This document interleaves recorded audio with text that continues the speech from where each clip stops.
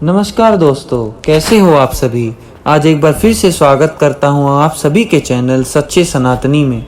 दोस्तों, आज मैं सभी को आपको बताऊंगा कि इस मृत्यु लोक अर्थात पृथ्वी पर हमें कौन कौन सी सजाएं प्राप्त होती हैं। मित्रों, जैसा कि हम सभी जानते हैं कि इस मृत्यु लोक अर्थात पृथ्वी लोक पर जीव जंतुओं के 84 लाख योनियां निवास करती हैं और उसी में से एक है मनुष्य योनि, जिससे हमारा और आपका जन्म हुआ है। दोस्तों, हमने आपको कई वीडियो में बताया कि मृत्यु के बाद प्राणी का उसके कर्मों के हिसाब से अगला चरण मिलता है और जब कोई प्राणी अपने पिछले जन्म में अधिक से अधिक सत्कर्म करता है तो उसका जन्म मनुष्य जन्म में होता है। परंतु मित्रों, धर्मशास्त्र की माने तो अन्य सभी योनियों की अपेक्षा जीव को मनुष्य योनि में सबसे ज़्यादा कष्ट भोगना पड़ता है। आज की इस वीडियो में आपको यही बताने जा रहे हैं कि मनुष्य को माता के गर्भ से मृत्यु तक किस किस तरह के कष्ट भोगने पड़ते हैं, जिसका वर्णन भगवत पुराण में किया गया है। नमस्कार दर्शकों। मित्रों, जब भी कोई प्राणी मृत्यु के बाद मनुष्य की योनि में जन्म लेता है तो वही सबसे पहले ईश्वर द्वारा निश्चित पुरुष के कर्ण के रूप में स्त्री के गर्भ में प्रवेश करता है। वही एक रात्रि में इस तरीके से रज मिलकर एक बन जाता है, फिर 5 रात्रि में छोटे कण का रूप हो जाता है और उसके बाद अंडे की भांति रूप में परिवर्तित हो जाता है। इसी तरह मनुष्य 1 महीने में उसका सर निकल आता है, 2 मास में हाथ पांव आदि अंगों का निर्माण हो जाता है और 3 मास में नाक दांत नाखून अस्थि चर्म यानी त्वचा स्त्री पुरुष के चिन्ह तथा अन्य चित्र उत्पन्न हो जाते हैं। 4 मास में उसके मांस उत्पन्न होने लगता है। फिर 5वें महीने में गर्भ में पल रहे शिशु को भूख प्यास लगने लगती है और 6ठे मास में झिल्ली से लिपटकर भाई कोख में घूमने लगता है। उस समय माता के द्वारा ग्रहण किए हुए अन्न जल आदि से उसे भूख मिटानी पड़ती है और विक्रमी आदि जंतुओं की उत्पत्ति स्थित स्थान पे उसे पड़ा रहना पड़ता है। वह सुकुमार तो होता ही है। जब वहाँ के भूखे कीड़े उसके अंग नोचते हैं तब अत्यंत कलेश के कारण वो भाई क्षण क्षण में अचेत हो जाता है। इतना ही नहीं, माता के खाए हुए कड़वे तीखे गरम व नमकीन रूखे और खट्टे आदि पदार्थों का स्पर्श होने से उसके सारे शरीर में पीड़ा होने लगती है। वह जीव माता के गर्भाशय में झिल्ली से लिपटा और आंतों में घिरा रहता है। उसका सिर पेट की ओर और पीठ और गर्दन कुंडलाकार मुड़े रहते हैं। माता के गर्भ मनुष्य पिंजरे में बंद पक्षी की भांति पराधीन एवं अंगों को हिलाने डुलाने में भी असमर्थ रहता है। इस अवस्था में उसे दिव्य शक्ति के द्वारा स्मरण शक्ति प्राप्त होती है, जिसके बाद उसे अपने पिछले जन्मों के कर्म याद आते हैं। फिर वह बेचैन हो जाता है और उसका धर्म घुटने लगता है। फिर 7वां महीना आरंभ होने पर उसमें ज्ञान शक्ति भी पनपने लगती है, जिसकी वजह से वह एक स्थान पर नहीं रहना चाहता। तब स्थूल शरीर में बंधा हुआ वह जीव अत्यंत भयभीत होकर दीवानी से अब कृपा याचना करता हुआ हाथ जोड़कर उस प्रभु की स्तुति करता है जिसने उसे माता के गर्भ में डाला है। माता के गर्भ में उपस्थित जीव प्रभु से यह याचना करता है कि हे प्रभु, माना मैं बड़ा धर्मी हूँ, माना मैं बड़ा असहम हूँ, पापी हूँ और आपने जो गति दिखाई है वह मेरे ही योग्य है। मैं शरीर आभास अर्थात अहंकार रूप जान पड़ता हूँ। इसके बाद मन शरीर से रहित होने पर भी देखने में पंचबोधित शरीर से संबंध हो और इसलिए इंद्रिय गुण शब्द आदि विषय और विद आभास अर्थात अहंकार रूप जान पड़ता हूँ। इसके बाद भगवत पुराण में बताया गया है, देहधारी जीव दूसरी देह अर्थात माँ के गर्भ के भीतर मल मूत्र और रुधिर के कुएं में गिरा हुआ रहता है।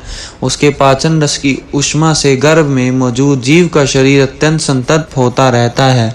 इन कष्टों के बारे में सोचते हुए जीव गर्भ से बाहर निकलने की प्रबल इच्छा लिए मन महीने गण में रहता है और भगवान से प्रार्थना करता रहता है कि भगवान उस दिन को यहाँ कहाँ से कब निकालेंगे।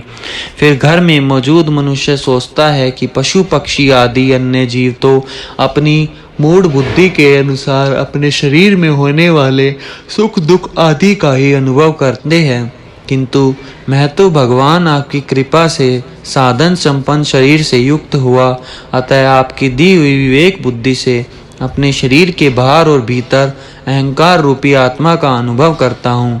भगवान, इस अत्यंत दुख से भरे हुए गर्भाशय में यद्यपि मैं बड़े कष्ट से रह रहा हूँ, तो इसे बाहर निकालकर संसार में अन्नकूट में गिरने की मुझे बिल्कुल इच्छा नहीं है, क्योंकि उसमें जानने वाले जीव को आपकी माया घेर लेती है, जिसके कारण उस शरीर में अहम बुद्धि होती है और उसके परिणाम में उसे फिर से इस संसारिक चक्र में घूमना पड़ता है।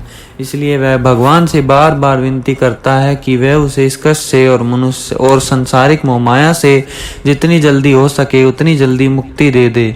फिर 9वें या 10वें महीने में जब मनुष्य अपनी माता के गर्भ से मृत्यु लोक में आता है, तो वह उसकी सारी स्मृति नष्ट हो जाती है।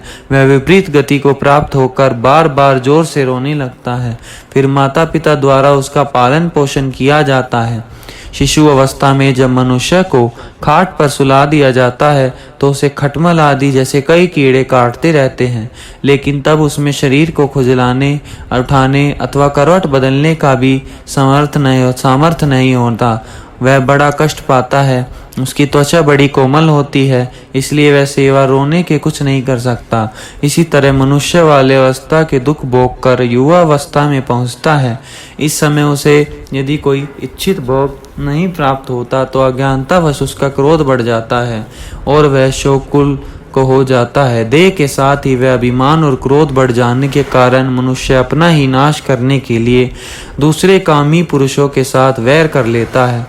इतना ही नहीं, खूटी बुद्धि और अज्ञानता के कारण मनुष्य में मेरेपन का अभिमान करने लगता है, जो शरीर से मृत्यु काल तक अनेक प्रकार के कष्ट ही देता है। उसी के लिए मनुष्य तरह तरह के कर्म करता रहता है, जिनमें बंध जाने के कारण इसे बार बार संसार चक्र में जन्म लेना पड़ता है।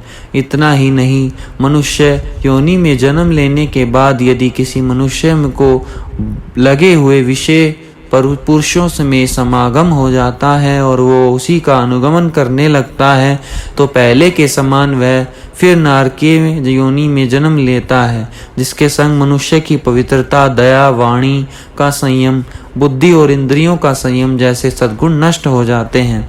इसलिए भगवत पुराण में बताया गया है कि किसी भी मनुष्य को ऐसे लोगों के साथ मित्रता नहीं करनी चाहिए जो हमेशा स्त्रियों के साथ समागम में व्रत रहता हो, अशांत और मूढ़ अर्थात मूर्ख हो, क्योंकि जीव को किसी को संग करने के ऐसा मोह और बंधन नहीं होता जैसा स्त्री और स्त्रियों के संगियों का संग करने से होता है। इससे जुड़ी एक कथा में बताया गया कि एक बार परम पिता ब्रह्मा जी अपनी पुत्री सरस्वती को देखकर उसके रूप में लवणी से मोहित हो गए और उसके मुर्गी रूप में भागने पर उसके पीछे निरलता पूर्वक मृग रूप होकर दौड़ने लगे। इसलिए ऐसा कौन सा पुरुष हो सकता है जिसकी बुद्धि स्त्री रूपी माया से मोहित ना हो। इतना ही नहीं, स्त्री रूपी माया इतनी बल है कि वह अपने भ्रुकुटी अर्थात नयन से बड़े बड़े दिग्विजय वीरों को पैरों से कुचल देती है। जो पुरुष योग के परम पद और आरूढ़ होना चाहता हो, अथवा जिस मेरी सेवा के प्रभाव से आत्मा का विवेक हो गया हो, वहीं स्त्रियां का संग कभी ना करे, क्योंकि उन्हें ऐसे पुरुष के लिए नरक का द्वार खुला है। जो मनुष्य अपने जीवन में इसी स्त्री में आ सकता है तथा मृत्यु के समय भी स्त्री का ही ध्यान करना, उसे अगले जन्म में स्त्री योनि प्राप्त होती है। मनुष्य रूपी जीवन पाकर यदि कोई मनुष्य जिस किसी भी जीव की हत्या अपने भौतिक सुखों को प्राप्त करने के लिए करता है, उसे अगले जन्म में उसी जीव की योनि में जन्म लेकर कष्ट भोगना पड़ता है। फिर मनुष्य की उम्र जब ढलने लगती है, अर्थात जब वह जीवन के अंतिम पड़ाव में प्रवेश करता है, तो उसे इसी जन्म में किए गए भोगनी पड़ती है। हिसाब से इसे मृत्यु लोक पर शारीरिक और मानसिक पीड़ा भोगने लगती है।